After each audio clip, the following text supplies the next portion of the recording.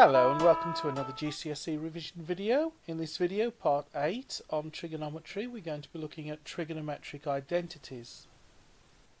Now the identity symbol is written as if it's like a triple equals, like 3 lines instead of 2 lines as an equals. It means identical to. I like to think of it as meaning always equals to. So when do we use the standard equals sign, and when do we use this triple equals sign as an identity? Well, an algebraic equation like 2x plus 1 equals 5 is only true if x equals 2. If, for example, x was 3, then 2x plus 1 would be 7. A trigonometric identity like tan theta is identical to sine theta over cos theta holds true for all values of theta. So while it is correct to say tan theta is equal to sine theta over cos theta, it's more correct to say that tan theta is identical to sine theta over cos theta because it is always equal to sine theta over cos theta for every value of theta. Now we've already seen some important trigonometric identities. We've met tan theta is identical to sine theta over cos theta in the last video, and in the one before that, on the unit circle, we saw that the sine of 180 degrees minus theta is identical to the sine of theta, and the sine of 180 degrees plus theta is identical to minus sine theta, and sine 360 degrees minus theta is identical to minus sine theta, and for the cosines, that cosine 180 degrees minus theta is identical to minus cosine theta, and cosine 180 degrees plus theta is identical to minus cosine theta, and cosine of 360 degrees minus theta is identical to cosine theta. And we could actually see these by looking at the xy coordinates on our unit circle. And if you visualize the 4 quadrants of the unit circle, these identities will become self-evident and will not need to be memorized. Now if we remember our SOHCAHTOA definition of sine and cosine, we can suspect that there might be a couple of other identities that we can use. In fact, we might remember that when we were getting the values for sine and cosine of 30 degrees and 60 degrees, we noticed that the angle that is opposite, the length that is opposite the angle theta was also adjacent to the other angle, which was 90 degrees minus theta. Now in any right angle triangle, the right angle is 90 degrees. So if your one angle is theta and all the internal angles must add up to 180 degrees, then your other angle must be 90 degrees minus theta. So the length that is opposite theta is also adjacent to 90 degrees minus theta, and the length that is adjacent to theta is opposite 90 degrees minus theta. So the sine of 90 degrees minus theta is the same thing as the cosine of theta, and the cosine of 90 degrees minus theta is the same thing as sine theta, at least for any right angled triangle, which means this holds true for any values of theta between 0 and 90 degrees. The question then is, can this be extended to all the way around the unit circle so that it works for all angles from 0 right up to 360 degrees? Well, if we pick an angle, theta, that is bigger than 90 degrees, and let's stick it in quadrant 2, although we could have put it anywhere. We're going to put it in quadrant 2, and this angle is bigger than 90 degrees. Now, our unit circle has a radius of 1 unit, and so the coordinates on the circumference, where the radius meets the circumference, is cos theta, sine theta, or x is cos theta and y is sine theta. But if we want to take 90 degrees away, we can effectively just chop out that whole first quadrant, and what's left is our 90 degrees minus theta.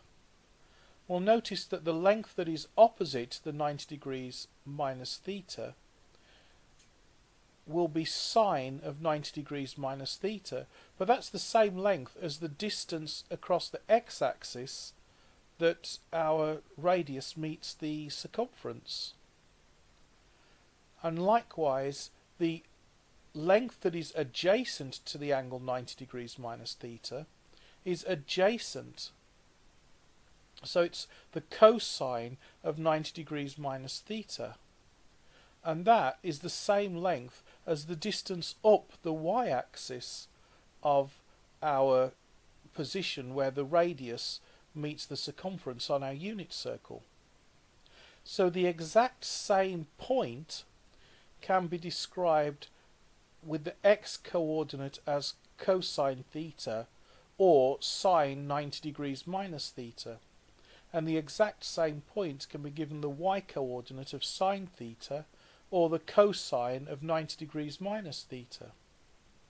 So this does seem to work for every single angle on our unit circle, so we can extend that definition to all angles from 0 right the way up to 360 degrees.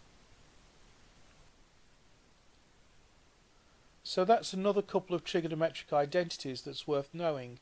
The sine of 90 degrees minus theta is identical to the cosine of theta, and the cosine of 90 degrees minus theta is identical to the sine of theta, and that is true for all values of theta. There's another identity that's worth knowing, and that's the Pythagorean identity. Now we can remember that according to Pythagoras' theorem, c squared is equal to a squared plus b squared for any right angled triangle where c is the hypotenuse and a and b are the other two sides. Now if c is equal to 1, we can say that a is equal to 1 times sine theta, or just sine theta, because 1 times anything is that same thing. And we can say that b is equal to 1 times cosine theta, or just cosine theta. Now because 1 squared is equal to 1, because 1 squared is 1 times 1, which is 1, we can say from Pythagoras' theorem that 1 is equal to sine squared theta plus cos squared theta, at least for angles between 0 and 90 degrees. But can this work for all angles? In any quadrant, we can say the xy coordinates where the radius touches the unit circle are x units from the origin, either to the left or to the right, and y units from the origin, either up or down. And we can always draw a perpendicular line from the xy coordinates to the x and y axis, either of which will form a right-angled triangle. And since we have a right-angled triangle, we can then use Pythagoras' theorem and say the hypotenuse is the distance along the x-axis squared plus the distance along the y-axis squared. And we don't care if the distance along the x-axis is positive or negative, because a negative times a negative is a positive. So when we square it, whether it's positive or negative is not going to make any difference. But of course we know that the hypotenuse is always going to be 1 unit because it's the radius of our unit circle. So x squared plus y squared equals 1, because x is our coordinates along the x-axis and y is our coordinates along the y-axis, and the hypotenuse is our radius of a unit circle, which is 1. But we also know that our x value is the same as the cosine of the angle, and our y value is the same as the sine of the angle. So we have cos squared theta plus sine squared theta is the same as 1 for every position along the unit circle. Some other identities you might be interested in, although I'm not 100% sure if these are even on the GCSE syllabus. They're called the reciprocal identities, and we have defined the secant of theta, or sec theta, as the reciprocal of the cosine of theta, or 1 over the cosine of theta. And we've defined the cosecant of theta, or the cosec of theta, as being 1 over the sine theta, or the reciprocal of sine theta. And the cotangent, or cot theta, is 1 over the tangent of theta. So in summary, there are a number of trigonometric identities that are very useful to know, of which your Pythagorean identity will be expected. Cos squared theta plus sine squared theta is always the same as 1. However, that does fall naturally from Pythagoras' theorem, as we've seen, so it's not that difficult to remember. The other one that you really need to know is that the sine of 90 degrees minus theta is the same as the cosine of theta, and the cosine of 90 degrees minus theta is the same as the sine theta. And you really should know that tan theta is the same as sine theta over cos theta. Your reciprocal identities may not even be needed on the GCSE syllabus. Check with your maths teacher. And the other ones, they tend to come across as pretty obvious once you've studied your unit circle, so they don't really need to be memorized. You just sort of need to know your quadrants of your unit circle, and these identities do become clear.